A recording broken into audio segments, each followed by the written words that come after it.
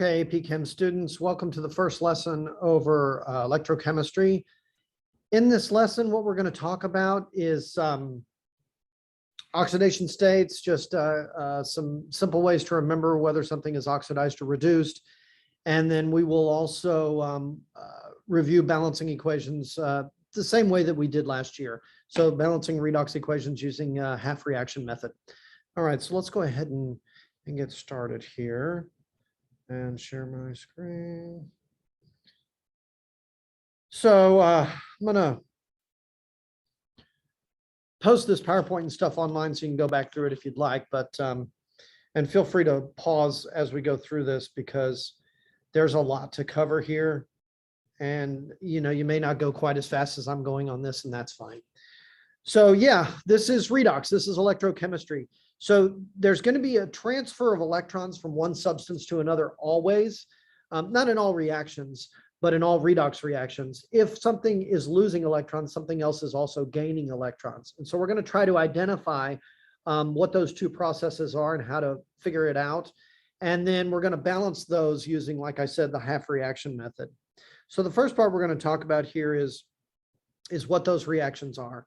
So we're going to have to assign oxidation numbers and then find the ones where oxidation numbers of at least two elements change from one side of the equation to the other. A lot of these show up, or a lot of reactions where you see this is in single replacement, synthesis, decomposition, combustion, and then some regular redox reactions where you can't kind of identify what's going on, which are some of the ones that we're going to do because they're easy. But anyway, single replacement, synthesis, and decomposition, combustion is where they really show up. So you know that something is redox if it's gaining or losing electrons. Assigning oxidation states is how you kind of figure that out. The reason redox reactions are so important is with that transfer of electrons, it creates an electromotive force, electricity. And so you can harness that force of energy, those movement of electrons for some purpose. So for instance, the lithium ion battery in your cell phone. Now that transfer of electrons is a little different than just a straight up redox reaction, but it is actually a transfer of ions from product to reactant or reactant to product. Anyway, so memory tricks to do this. So I prefer the first one. I'm an oil rig guy. So it's oxidation is loss of electrons, reduction is gain of electrons. That seems very intuitive to me and it's easy. There are some people that like the cutesy one there at the bottom. Leo, the line goes grr. So lose electrons would be oxidation and gain electrons reduction. That's fine. But what you need to know is that oxidation is the loss of electrons and reduction is the gain of electrons. It does matter on the oxidation numbers. Now originally when these were named, they weren't named for gaining or losing electrons. They were actually named for gaining or losing oxygens. And that's why oxidation would be the gain of oxygens and reduction would be the loss of oxygens. But it works out the same way. Truth told, oxygen is not in all redox reactions. And so that definition has changed a little bit. Now, as far as the agents are concerned, it's unlikely you're going to see a lot of questions about identification of agents. It's sort of the old way that we describe things as reducing or oxidizing agents. But it's important to know that the substance that is reduced causes something else to be oxidized. So that substance that is reduced is actually the oxidizing agent, right? And the same is true for what is oxidized. What is oxidized causes something else to be reduced. So the substance that is oxidized is the reducing agent. Oh, I'm spelling agent correctly. Good job. But we're not going to do a lot of that. We'll do that today and we'll show you how to do that. But identification of the agents is really not as important as it used to be. So here we go. Oxidation states, assigning oxidation states. It's kind of like a formal charge, but really it's just an apparent charge of an atom in a compound or an atom by itself. And there are rules for assigning them. This doesn't mean that they actually have this charge, but it is a way for us to figure out the behavior and identify whether or not electrons are actually being transferred in a balanced chemical equation. So the rules for doing them are in this order, and my gosh, there's one that I always forget. So oxidation state of an atom of a pure element is 0. That's pretty easy. Something like sodium by itself, not in a compound, would have an oxidation state of 0. Now, sodium as an ion would have a +1 charge, and we write positive charges or charges off to the top right-hand corner like this. We write oxidation states right over the top of the element, kind of like I wrote that +1 over the sodium. So there's a difference between the two. There are actually real charges, like sodium has a +1 charge or a 1+ charge, and then an oxidation state, which it just has a +1 oxidation state. Now, pure elements, like I said, by themselves are going to be 0. So something like iodine would have an oxidation state of 0, and it's written over the top. The writing it over the top is just to figure stuff out. I'm not going to check to see that you're identifying them correctly. That's just how you figure them out. Oxidation state of representative elements on the periodic table. Now, on a periodic table, if I were to kind of draw a terrible periodic table here, the ones towards the outside edges of the periodic table, closest to the noble gases, are going to have a much higher likelihood of retaining their original charge. So it's very easy to see in something like sodium chloride. Sodium has a +1 oxidation state, chlorine a -1, because they have charges of 1+ and 1-. Those closest to the outside of the table were most likely to retain their charge. Those are usually, they are representative elements, but there are some representative elements that change quite a bit. Nitrogen is one, phosphorus is another, sulfur. These things will vary their oxidation states. But again, the ones closest to the outside edge, so we're talking like group 1, group 2, and your halogens, are going to retain their charge most of the time. Not always, but most of the time. The third rule here says that oxygen is going to have a charge of -2, or an oxidation state of -2 in covalent compounds, except one set, and that is peroxides. Hydrogen peroxide is H2O2, and you can also have group 1 peroxides like sodium peroxide, Na2O2. In those cases, the hydrogen would be a +1 oxidation state, and the oxygen would actually be a -1. Odd. But this is the only time you see oxygen not behaving as it should, which is a -2. The only other thing that oxygen can have would be 0 when it's by itself, but looking at this Na2O2 or the sodium peroxide, it would also be a +1 and a -1. Hydrogen does something similar when it bonds with group 1s. It can make, say, hydrides like sodium hydride. In this case, sodium would retain that +1 charge, and hydrogen would actually have a -1 charge, oxidation state. And so that's the only time that you see hydrogen not kind of behave in itself either. But almost always, 99% of the time, hydrogen is a +1, and oxygen, of course, a -2. Some of the oxidation states in a compound is always 0. If I went back to that one right there that I had, let's say it was the NaCl I was talking about, it would be +1 and -1. The total of those two is 0. And that's why when you see a compound written, straight out like that, NaCl, you don't see any charge at the end because its overall charge is 0. And the oxidation sum of the charges will in fact be 0 as well. The only exception to that are polyatomic ions. Now, if they're in an entire compound and the ion is not by itself, like say in, let's say calcium sulfate, you would see that total charge or that total oxidation state would be 0. But if I had sulfate by itself, it would be SO4 2-. If I were solving for sulfur in this case, I would say the overall charge of that substance is going to be 2- or -2, and I would have to go solve for the sulfur. So let's go do a couple of these together. And I'll run through this first one and then maybe let you do the second one on your own. And you could always pause and just go do them if you want to. So this first one, I got potassium iodide and fluorine producing potassium fluoride and iodine. If I go and assign these, the ones that are by themselves are 0. I'll do those first. That's kind of easy, 0 and 0. For the potassium, it's in first column, group 1, so it's +1. The iodine, of course, a halogen would be -1. And the potassium over here, again, a +1, and the fluorine over here, the fluoride, I should say, is a -1. So you're looking to see what changes from one side to the other. The potassium doesn't change, so it's not oxidized or reduced. If I look at the fluorine, it goes from 0 to -1. To become negative, it's going to gain electrons. Reduction is gain. That would be all Rig. Oxidation is loss. Reduction is gain. So this would actually be reduced. I like to write what the charge is changing from and to and kind of see, oh yeah, that's gaining electrons. It would have to gain electrons to become negative. But you don't have to do that. You could just write F. And on the iodine is going from a -1 to 0. So that is actually losing electrons. It's becoming more positive by losing negative charges. In this case, it goes to 0 from -1. To write the agents, that substance that is reduced is the oxidizing agent. Because it's reduced and losing electrons, or gaining electrons, excuse me, it's causing something to lose electrons.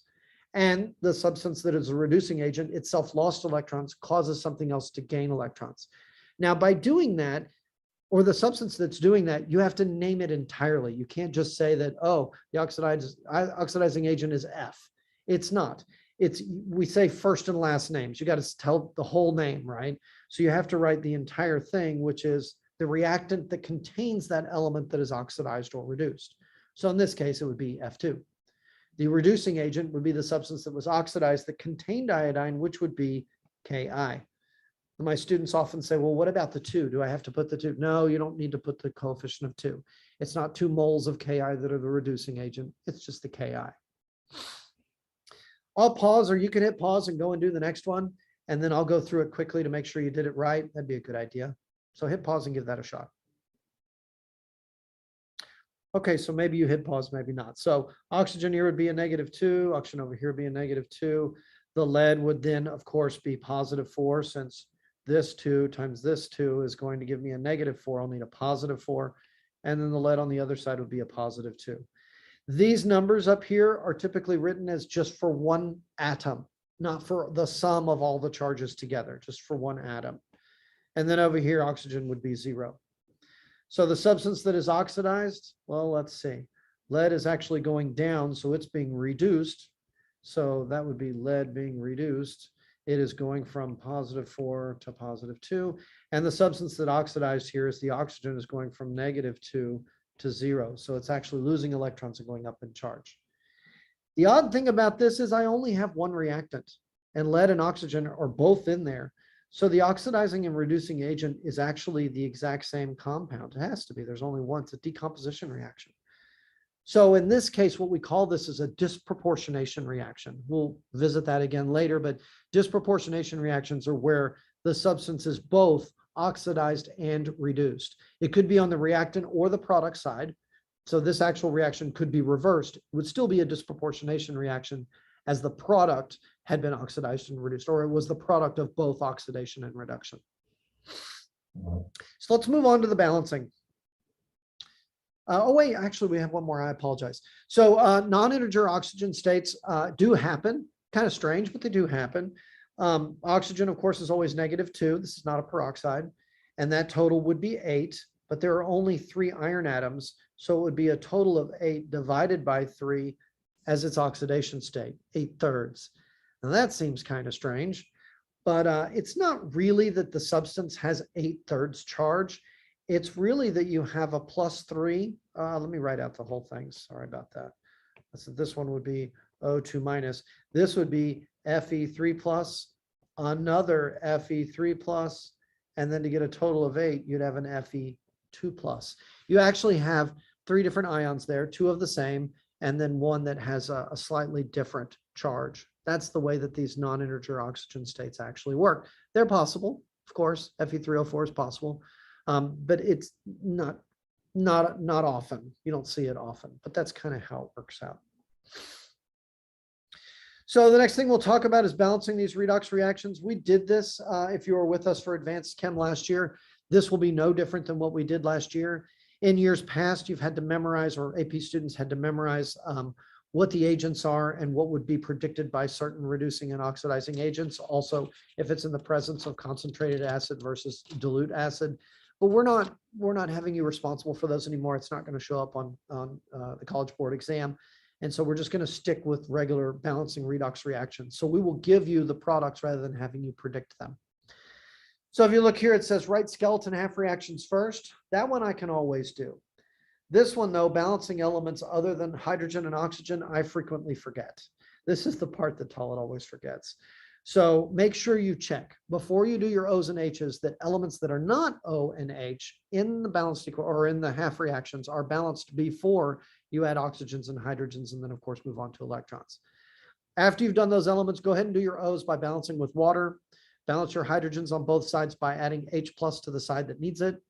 And then last, you balance your electrons to the more positive side. You try to drag the charge down so that they're equal on both sides. Make the number of electrons for one half reaction the same as the other.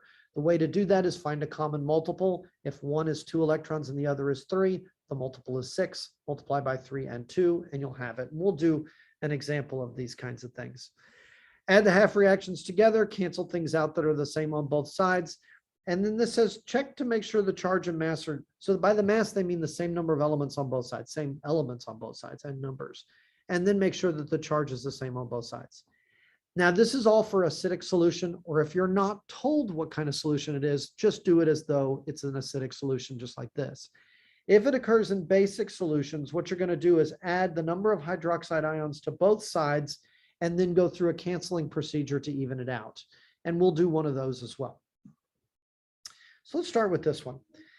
One of the first things that you really should do if they give you a lot of compounds like tin-2 chloride, but then they tell you it produces tin-4 ions, where did the chloride go? The chloride is actually a spectator. And so what you're doing is identifying the things that are really not showing up as reactants and products, or they're just kind of told to you on one side or the other. Chlorides, these would be soluble, so they're just going to be canceled out on both sides as spectators. Another one is a potassium dichromate. If I had shown, the full reaction here, it would ionized, the potassium ions would cancel out as well. So those two things can go away. So I really don't need this potassium, and I really don't need the chloride. If I were to write the half reactions here, I've got tin-2, which is SN2 plus, and so that's this one here, the tin-2, and the dichromate, or what I'm starting with, Cr2O7 minus. And then the products that they gave me were tin-4 ions, which is SN4 plus, and chromic ions, which is Cr3 plus. So that's what I mean by writing your two half reactions. Next, you're going to look to see if this is the part I always forget, to do the atoms that are not oxygen or hydrogen and balance them. I've got tin on both sides in the first one, but I need a second chromium on the right side to balance my chromiums in the second half reaction. Then you can move on to the oxygens. You balance oxygen with water, so I would do 7H2O. And then over here to balance those hydrogens that I've added, I would put 14H plus. And now I've balanced all the elements through the entire process, both half reactions. I can move on to go ahead and do your electrons last. So if I go ahead here, balance charge with electrons. So if I do that, I'll need 2 electrons up here. That'll give me a +2 total on, so this side would have a +2 total, right? Just like the other side does. Take that away. And then on the other side, I've got 2 times the Cr3 plus. That would give me a total of +6 on this side. And if I look at the other side, 14 positives and a 2 negative would be a total of +12 on this side. To drag that down, I'll need to add 6 electrons up here to balance. At that point, I would have 6 and 6 on both sides. I'm going to take these away. I just wrote them just to check it out. And I need to make sure that I have the same number of electrons in both my oxidized substance and my reduced. So for my oxidized up here at the top, I'll multiply this entire equation by 3, and then that will give me the 6 electrons I need. Now, typically what I'll do is I'll cancel these electrons out right away, and then I'll go ahead and add my reactions together. So I have this 3 times this 10. So I've got 3 SN2 plus, and then doing the rest of my reactions in the bottom plus the 14 hydrogens plus my CR, my dichromate, Cr2O7 minus, yields, and then my 3 distributed here to this SN4 plus will be 3 moles of the stannic, that's 4 plus, ion plus my 2 chromic ions and my 7 waters. This did say that it was in an acidified solution, so I don't need to worry about any kind of basic nonsense here. I can just go ahead and box my answer. If I check to see if there's anything that needs to be canceled on either side, there is not. So this is the entire answer here.